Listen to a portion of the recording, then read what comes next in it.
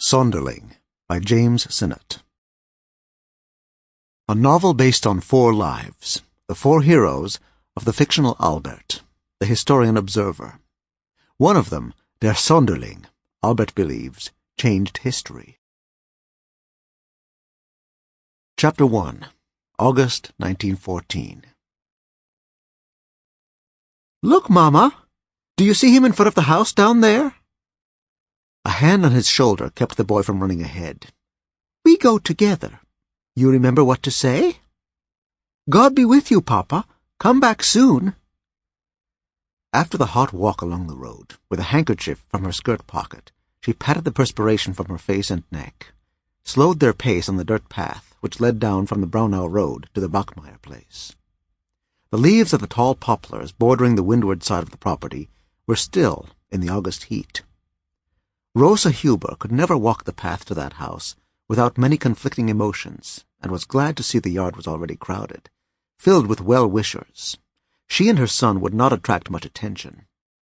Sounds of laughter reached them, and Franzl said, "It sounds like a wedding. I thought people cried when they said goodbye." "Always thinking, aren't you, my little scholar? It's not a wedding, but it's not a funeral either." "I know," he said, and added with profound solemnity for a 7-year-old, "It's a war."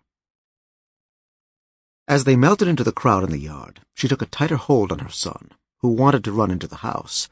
A firm hand grasped his neck while she greeted the Bachmeier uncles and cousins and neighbors, who milled about, drinks in their hands, talking, of course, of the war.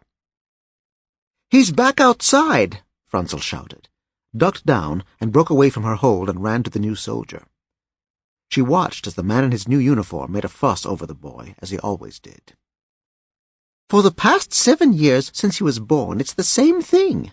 He gazes at him with that surprised look on his face, as if he were asking, 'Where did you come from?' It's the same look he had on his face when I first told him I was pregnant.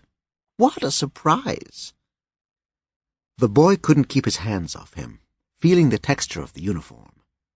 Reaching as high as he could, he cried out in delight, "I'm almost half big enough to be a soldier." "You monkey! This is my war. You'll have to wait for the next one." He hugged the boy, then held him between himself and Rosa, who had come over and joined them. He greeted her with a quick glance, and looked down again at the boy and said to her, "So sudden, this war. It gives us no time to mend things." With a resigned smile and closed eyes, she pulled the boy back to her and faced him around to his father. 7-year-old Franz. Sample complete. Ready to continue?